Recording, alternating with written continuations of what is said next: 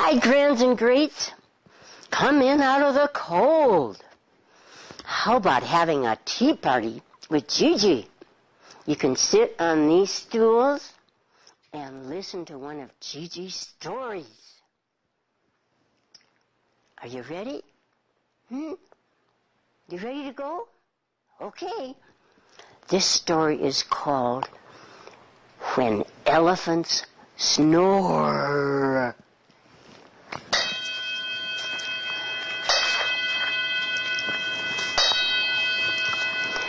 The gong from the Kyoto temple summoned the band of ninjas.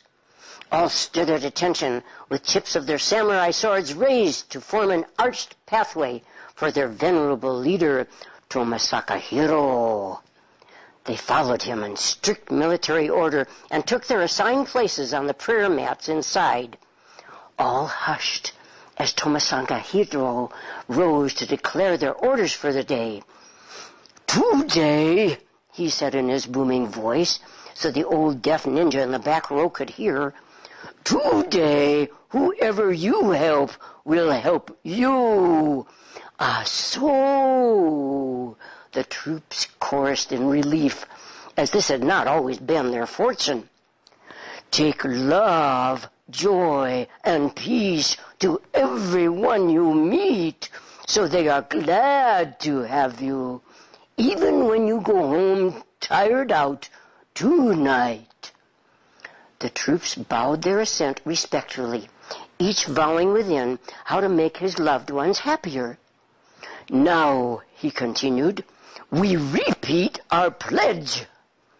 Each stood up, raised his right hand, touched his sword with his left, and sang boldly, "Wherever I am, anyone in need has a friend. 'Cause I'm a ninja, oh yeah, oh yeah.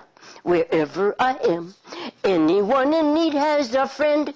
'Cause I'm a ninja, oh yeah, oh yeah. Wherever I am, anyone in need has a friend. 'Cause I'm a ninja, oh yeah, oh yeah. I'm a ninja, I'm a ninja, oh yeah, yeah, yeah." The pigeons in the rafters wiggled their tails to the beat and cooed their blessings on the warriors, one who bowed to one another and opened ranks to let Tomisaka Hiro lead them out to another day of ventures and victories. As usual, his guardian angel, Ana Sokamura, clung to his shoulder as she always did. She wouldn't miss a day of his exciting life for anything, and who knew if her whispers might help him out of another mishap. It was a Japan-perfect day as they walked along the warm, sandy beach. The balmy scent of the sea filled every nostril with peace and harmony. Angel Ana Sokamura saw an imaginary animal in every fluffy cloud, but she soon nodded off from the mesmerizing rhythm of the men marching in time to the waves splashing on the shore next to them. Suddenly, Tomisaka Hiro stopped abruptly and nearly shook her off. "Sutopo!" he yelled at the troops, and their swords clanked in unison as the men halted on command. Tomisaka Hiro heard a roar and a sigh, and a roar and a sigh that resounded louder than the noise of the waves. Soon they all heard it, and concern gripped the army. "Oh, what's that?" they muttered. "What has Tomisaka Hiro led us into this time?" But he was their leader, and usually led them out of any trouble he led them into. It was time for Angel Ana Sokamura to whisper in Tomisaka Hiro's ear, "Be brave, great leader." Tomisaka Hiro gulped and hesitated for just one imperceptible instant before motioning to his troops to follow him. The noise grew more deafening the nearer they marched.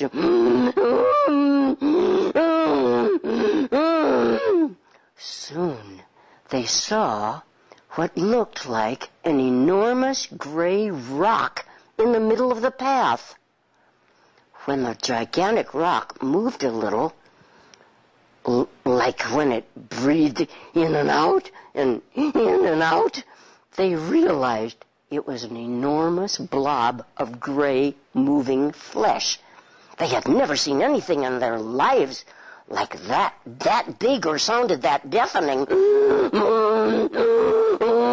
And were tempted to run away until Angel Anna Sakamura whispered again, "Great leader, it's only a little bigger than a whale, and you swim with them."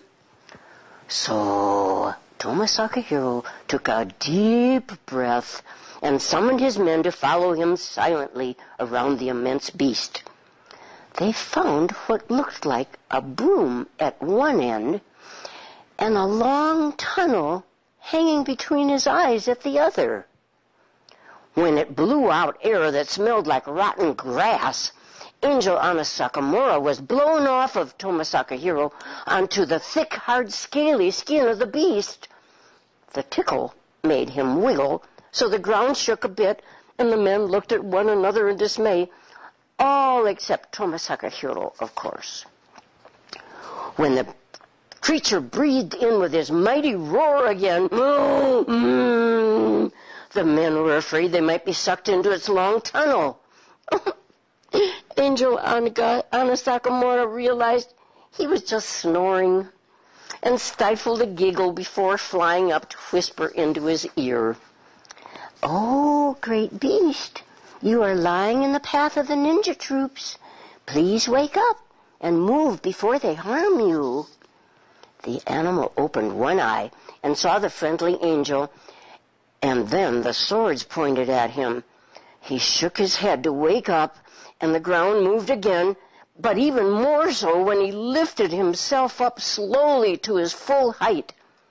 The ninjas, to a man, had their swords ready to attack, until Angel Anna Sakamura whispered in Tomisaka Hiro's ear again, "Great leader, you told us this morning to carry love, joy, and peace to everyone we meet.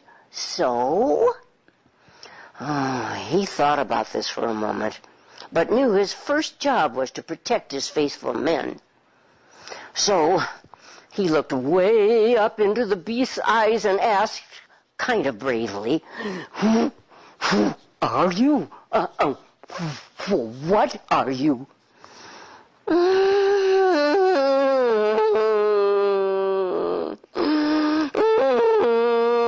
"I was on a circus boat that sunk in a big storm.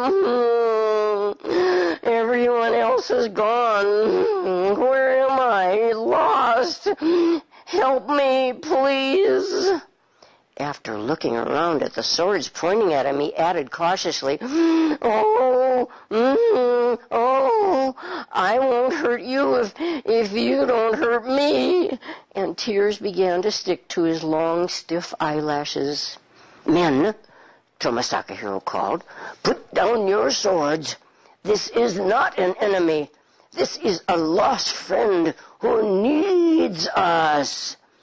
The men put their swords in their scabbards suspiciously, but dutifully, as their mighty leader had just commanded it. Just then, buckets of rain and spray from the ocean started to soak them all. The ocean's roar became louder than the snoring elephant's was. The ground shook violently and trees started to topple. Waves were growing huger and huger. Zoe's keen water smeller knew there was too much of a water smell around them. Sensing the danger of a humongous storm, he swooped up Tomisaka Hiro and Anna Sakamura with his hefty trunk and set them decisively on his back. As he started to run up the steep foothills, he glanced back at the men and bellowed, "Follow me! I'm taking you to higher ground!" The men broke ranks and clambered up the safe embankments just before the tsunami hit full force. And that's the end.